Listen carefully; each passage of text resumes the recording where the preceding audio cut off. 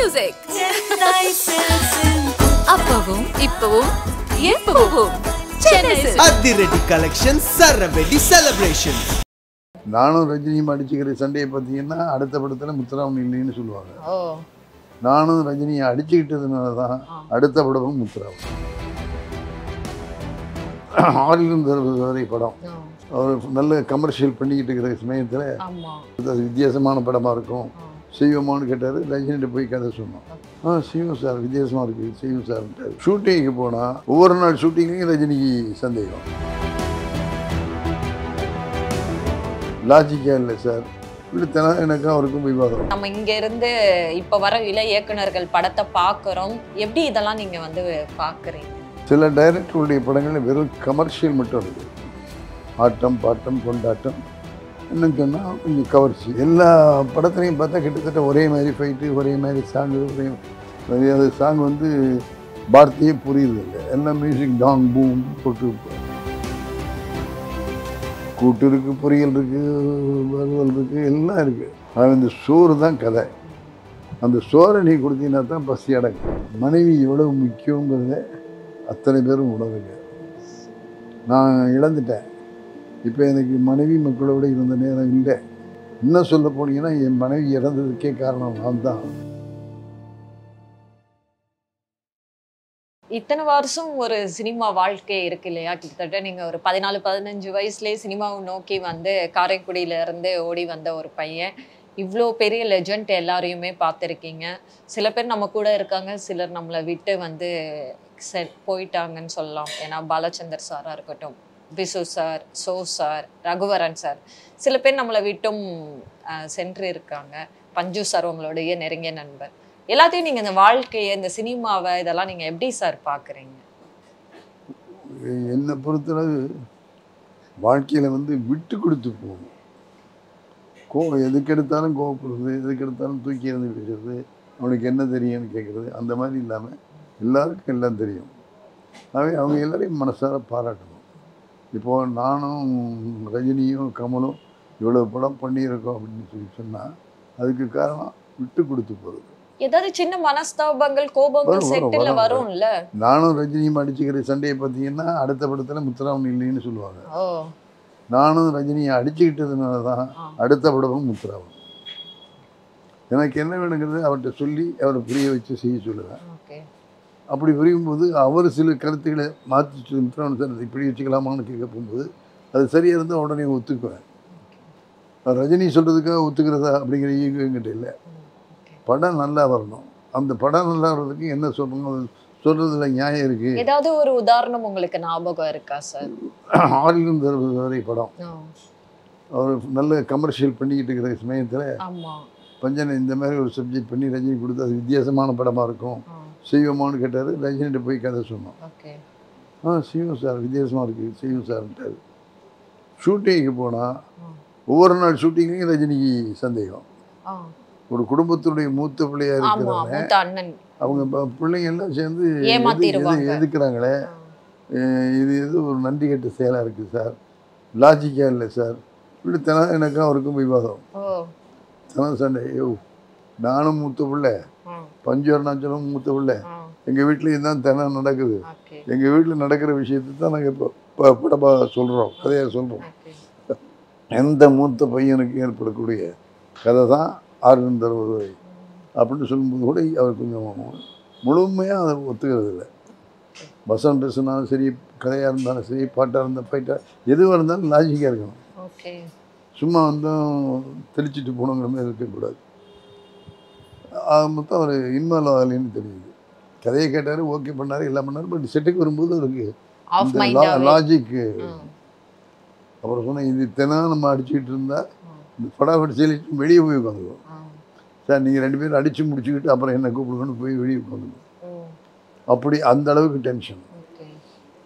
இது நீ நானும் அடிச்சுட்டு இருக்கிறது இல்லை. ரைட்டு, பஞ்சநேசத்தையும் நான் இங்கே வர சொல்கிறேன், 3 பேர் உட்காந்து பேசுவோம், அப்புறம் அதை பற்றி பேசுவோம்னு சொல்லிட்டு பஞ்சனையும் வர சொல்லி அவருக்கு இன்னும் ஜீரணிக்கலை. அவருக்கு ஒரு குழப்பம் இருந்துக்கிட்டே இருக்குது. தினம் அதுக்காக விவாதம் பண்ணுறாரு, லாஜிக்கல்னு சொல்கிறாரு. நீங்கள் எக்ஸ்பிளைன் பண்ணணும்னு அவர் சொன்னார். இந்த கதை இதுதான், இது கதை இல்லை, வாழ்க்கை. இப்போ எங்களுடைய வாழ்க்கையை தான் கதையை ஆக்கியிருக்கோம். இதில் உனக்கு லாஜிக் இல்லை அப்படின்லாம் தோணுச்சுன்னா ஒரு காரியம் பண்ணு, 5000 அடி எடுப்போம். சார் சொல்கிறபடி நான் எழுதி கொடுக்குறபடி நடி, நடிச்சுட்டு அந்த 5000 அடி போட்டு பார்ப்போம். அந்த 5000 அடி உனக்கு பிடிச்சிருந்ததுன்னா அந்த கதையை கண்டினியூ பண்ணுவோம். உனக்கு பிடிக்கல, லாஜிக்காக இல்லை அப்படின்னு நீ சொன்னீங்கன்னா இந்த கதையை தூக்கி போட்டு வேறு கதை எடுப்போம். அதுக்கு ஒத்துக்கிறியான்னு கேட்டார். நல்லா இருக்கு சார், நல்ல ஐடியா சார், எனக்கு மைண்டில் பதிவாகிடும் சார் அப்படின்னு சொன்னார். 5000 அடி எடுத்தோம், போட்டு காமிச்சோம். பார்த்த உடனே ஓடி வந்து எங்கள் 2 பேரையும் கட்டி பிடிச்சிக்கிட்டார். நல்ல கதையை மிஸ் பண்ணியிருப்பேன் சார், இதுதான் ஃபேமிலி சென்டிமெண்ட்டு, இப்போ எனக்கு கரெக்டாக புரியுது சார், நான் பார்த்துக்கிறேன் சார்னு சொன்னார். அதுக்கு பிறகு அந்த படத்தில் ஃபுல்லாக இன்வால்வ் ஆகி நடித்ததுனால தான் வித்தியாசமான ரஜினிகாந்தை ஆர்வந்தர் அவர்கள். அந்த படத்துக்கு சிறந்த நடிகராக ரஜினிக்கும் சிறந்த டைரக்டராக எனக்கும் தமிழ்நாடு அரசு பரிசு கொடுத்தது. மனைவியெல்லாம் இழந்துருவாரு கடைசியில், அவரு தன்னுடைய தம்பிகளுக்காக. சோ அவர்களும் படத்துல இருப்பாரு. சோ டைலாக்லாம் செம்மையா இருக்கும் சார். ஆமாம், பெர்ஃபார்மன்ஸு, டேக்கிங்ஸு, எமோஷன், பெண்களுக்கு பிடிச்ச விஷயங்கள், இது எல்லாமே நல்ல நல்ல ஒர்க் அவுட். அவரே கதை எழுத ஆரம்பிச்சாரு. அதே மாதிரி எங்கேயே கேட்டவங்க படம், அம்பிகா, ரஜினி, ராதா, அந்த படத்தையும் சென்டிமெண்ட். மீனா வந்து குழந்தை நட்சத்திரம், அந்த படத்துலையும் அவருக்கு நல்ல நடிப்பு. அதாவது ஒன்றுமே தெரியாது, முடியை தூக்கி போடுவார், கண்ணாடி தூக்கி போடுவார், சிகரெட்டை தூக்கி போடுவார், ஸ்டைலாக ஒரு வில்லன் வந்திருக்காருங்கிற நிலைமை போய் அவர் எல்லா வேடமும் போடக்கூடிய குணச்சித்திர நடிகருங்கிற பேரை நாம் பண்ணிய அந்த 25 படங்கள் வாயிலாக எங்களால் நிரூபிக்க முடிஞ்சதுங்கிறத உங்கள்கிட்ட பெருமையாக சொல்லிக்கொள்ள ஆசைப்படுறேன். உங்களுடைய இந்த காலகட்டம் இப்போ எப்படி சார் இருக்கு? இப்போ வந்து நமக்கு வயசு ஆயிருச்சு, நம்ம சினிமாக்குள்ளதான் இருக்கும், அவங்க கூட பேசிட்டு இருக்கோம், இயங்கிட்டு இருக்கோம். தென் நம்ம இங்க இருந்து இப்ப வர இளைய இயக்குனர்கள் படத்தை பார்க்குறோம். இப்ப எவ்வளோ மாறி இருக்கு, டெக்னிக்கலாவும் சரி, கண்டென்ட் வைஸும் சரி. எப்படி இதெல்லாம் நீங்க வந்து பாக்குறீங்க? என்னை பொறுத்தளவு புதுசாக வந்திருக்க அத்தனை இயக்குநர்களுக்கும் என்னுடைய மனமார்ந்த பாராட்டுக்கள், வாழ்த்துக்கள். அப்போ எங்களுக்கு இல்லாத வசதிகள் எல்லாம் இப்போ இருக்குது. தொழில்நுட்பத்திலேயும் சரி, நவீன கேமராக்கள், நவீன சவுண்ட் சிஸ்டம்ஸு, இது எல்லாத்துலேயுமே புதுமை வந்தது. அந்த புதுமையை இளைஞர்கள் நல்ல முறையில் பயன்படுத்திக்கிறாங்க, நான் இல்லைன்னு சொல்ல மாட்டேன். நான் படம் பார்க்கும்போது எல்லா டைரக்டரையும் சொல்ல மாட்டேன், சில டைரக்டருடைய படங்கள் வெறும் கமர்ஷியல் மட்டும் இருக்குது. ஆட்டம் பாட்டம் கொண்டாட்டம், என்னன்னு சொன்னால் கொஞ்சம் கவர்ச்சி, அப்படி போயிட்டுருக்கிறேன். அதில் வந்து எல்லா படத்துலையும் பார்த்தா கிட்டத்தட்ட ஒரே மாதிரி ஃபைட்டு, ஒரே மாதிரி சாங்கு, ஒரே அது சாங் வந்து பாரதியே புரியுறதில்லை, எல்லாம் மியூசிக் டாங் பூம் போட்டு அதை இது கதையோடு சேரும்போது அந்த பாடல்களுக்கு முக்கியத்துவம் உண்டு. அது செட்டியார் சொல்கிறார், கதைக்கு எவ்வளோ முக்கியத்துவம் கொடுக்குறோமோ அந்த அளவுக்கு பாடல்களுக்கு முக்கியத்துவம் கொடுக்க பார்ப்போம் சொல்கிறார். அது மாதிரி அதில் வந்து பார்க்கும்போது மைனஸ் ஆகிறது கதை. கூட்டு இருக்குது, பொரியல் இருக்குது, வறுவல் இருக்குது, எல்லாம் இருக்குது. முக்கியம் என்ன பசிக்கு சோறு. இந்த சோறு தான் கதை. அந்த சோறை நீ கொடுத்தீங்கன்னா தான் பசி அடங்கும். இது இந்த என்டர்டெயின்மெண்ட் இருக்கிற விஷயம் மட்டும் அப்படி தேட்டரை விட்டு வெளியில் வரும்போதே மறந்துடுவோம். ஆகவே நீண்ட நாட்கள் நிலைச்சிருக்காது. அதாவது நீண்ட நாட்கள் நிலைச்சிருக்கணும்னா எங்களை மாதிரி கமர்ஷியலாக இருந்தாலும் கதை இருக்கணும். ஆகவே தயவு செஞ்சு புதுசாக ஒரு இளைஞர்களுக்கு நான் கேட்டுக்கிறது, ஒரு அனுபவம் உள்ள இயக்குனருங்கிற முறையில் சொல்கிறது, சப்ஜெக்ட் கதை, அதுக்கு முக்கியத்துவம் கொடுத்து அந்த கதையோடு நீங்கள் சொல்கிற அந்த கமர்ஷியலையெல்லாம் சேர்த்திங்கன்னா மிகப்பெரிய வெற்றியை பெறுவீர்கள். வெற்றியை பெற வேண்டும் என்று நான் மூலமாக வாழ்த்துக்கிறேன். டெக்னிக்கலி எங்களை விட நீங்கள்லாம் முன்னால் இருக்கீங்க. அதுக்கு காரணம் விஞ்ஞான வளர்ச்சி. ஆகவே அதுக்காக அந்த விஞ்ஞானிகளையும் அந்த விஞ்ஞானத்தை பின்பற்றுகிற உங்களையும் தயாரிப்பாளர்களையும் டெக்னீஷியனையும் மனமாக வாழ்த்துறேன். அதே போல் ரசிகர்களே இப்போ பாதி டைரக்டர் இந்த ஷாட்டை இப்படி வைக்கலாம், அந்த ஷாட்டை அப்படி வைக்கலாம்னு சொல்கிற அளவுக்கு வளர்ந்துட்டாங்க. ஆகவே அவங்களை திருப்திப்படுத்துகிற அளவுக்கு நாம் படம் எடுக்கணும். அப்படி எடுத்தால் நாம் நிச்சயமாக வெற்றி பெற முடியும். சினிமா வந்து அழிஞ்சே போகாது. சினிமா தான் இந்தியாவுடைய மக்களுடைய மனசுக்கு மகிழ்ச்சியை கொடுக்குற ஒரு தொழில். அந்த என்டர்டெயின்மெண்ட் அது இல்லைன்னா பைத்தியம் பிடிச்சி அலைவாங்க. அந்த அளவுக்கு கவலை இருக்குது. இந்த கவலையை போக்கக்கூடிய கலைஞர்களாக நாம் இருக்கணும் அப்படிங்கிறத உங்கள்கிட்ட கேட்டுக்கிறேன். எண்ணியது எண்ணியாங்க எய்துவர் எண்ணியர் திண்ணியராக பெண் குரலை சொல்லி மனசில் லட்சியத்தோடு வாழ்ந்தால் நிச்சயமாக நம்ம வெற்றி பெற முடியும். விஜய் அவர்கள் கூட வேலை பார்க்குற விஜய் அவர்களோட எப்பயாவது வேலை தொடர்பு இல்லை அப்பல இருந்தே? ஒரே ஒரு நம்ம அமைச்சர் மா சுப்பிரமணியம் அவர்கள் மேயராக இருந்தபோது சில குறும்படங்கள் எடுத்தோம். இந்த குப்பையில் மது சுழற்சி பண்ணுற கட்சி, அப்புறம் ஸ்கூலில் வந்து எப்பவும் ஒரே மாதிரி ஆரம்ப விழிப்புணர்வுக்காக அந்த கார்பரேஷன் ஸ்கூலையே இது குழந்தைகள் மாண்டீஸ்வரி பள்ளி மாதிரி பண்ண முடியும் அப்படிங்கிறதையும் ஒரு சில டாக்குமெண்ட்டில் எடுத்தார். அந்த டாக்குமெண்ட்டில் ஒரு டாக்குமெண்ட்டில் விஜய் ஆக்ட் பண்ணார். அந்த முறையில் மட்டும்தான் எனக்கும் அவருக்கும் பழக்கம். நீங்க இயக்கி இருந்தீங்க. அது எந்த வருடம் இருக்கும்? அது எந்த வருடம் இருக்கும்? எந்த வருஷம் இருக்கும்? அது ஞாபகம் சுப்பிரமணியம் சார் மேயராக இருந்த காலம். Okay okay super. ஏன்னா இப்ப அவரே வந்து அரசியலுக்கு விஜய் பண்ணாரு, கிருஷ்ணு பண்ணிச்சு, மனோரமா பண்ணாங்க. அந்த டாக்குமெண்ட்ரி படங்களை இவங்கெல்லாம் வந்து ஆக்ட் பண்ணாங்க. ஏன்னா இப்ப அவரே அரசியலுக்கு வந்துட்டாரு இல்லையா, கட்சியை ஆரம்பிச்சிட்டாரு. ஸோ அதனாலதான் கேட்டேன். ஓகே. அப்போ ஆக்சுவலி இந்த அக்டோபர் மாதம் வந்து ஒரு முக்கியமான மாதம் அப்படின்னு சொல்லலாம். ஒன்று மனிதன் படம் ஓகே இத்தனை வருடங்களுக்கு அப்புறம் ரிலீஸ் ஆகுது. உங்களுடைய துணைவியார் அவர்கள் வந்து மறைந்த மாதம் வந்து அக்டோபர் மாதம்தான். அது ஆக்சுவலி பாண்டியன் படம் ரிலீஸுக்கு கொஞ்ச நாளைக்கு முன்னாடி அந்த சம்பவம் நடந்தது இல்லையா? ரஜினிகாந்த் அவர்களுடைய பாண்டியன் படம் ரிலீஸ்க்கு ஒரு 10-15 நாட்களுக்கு முன்னாடி நடந்தது. அது வந்து என்னுடைய வாழ்க்கையில் ஏற்பட்ட பெரிய தோல்வி.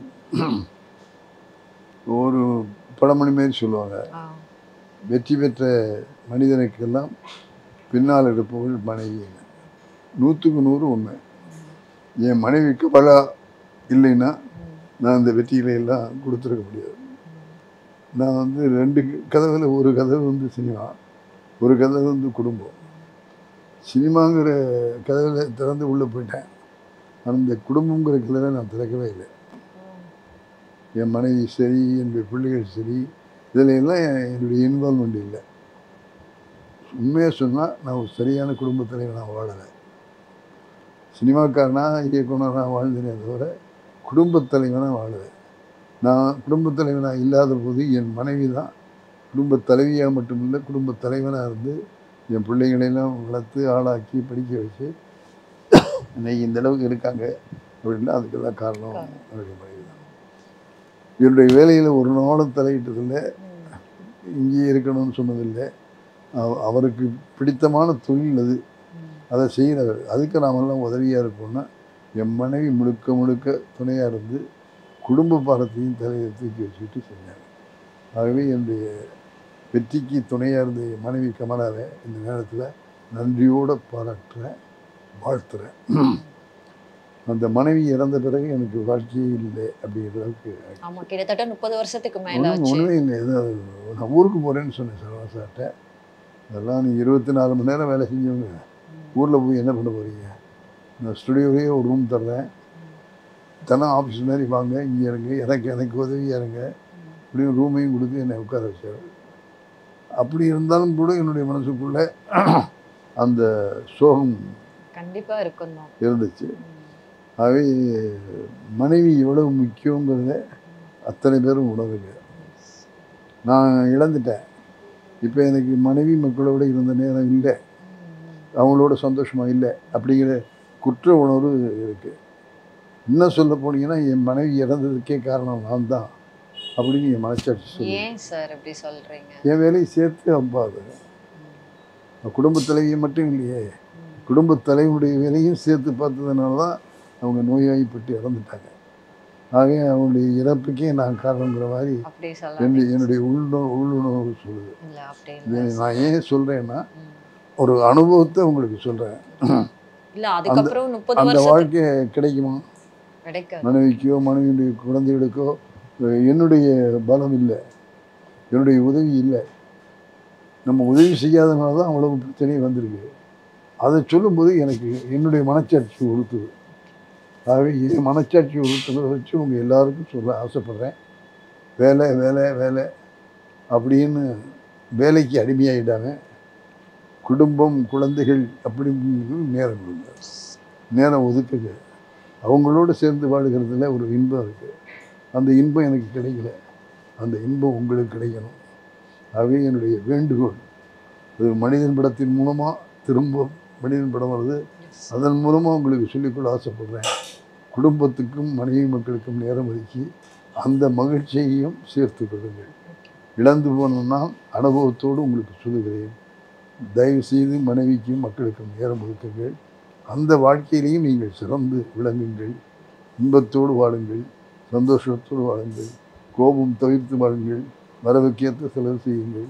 வாழ்க்கை நிம்மதியாக இருக்கும். உங்க பொருளாதார சூழல் எப்படி சார் இருக்கு? எனக்கு பொருளாதார சூழ்நிலை வரவுக்கேற்ற வாழ், அதிக ஆடம்பரமோ சினிமாத்தனமோ இல்லாத குடும்பம். ஏன்னா ரொம்ப எளிமையான வீடா தான் தெரியுது.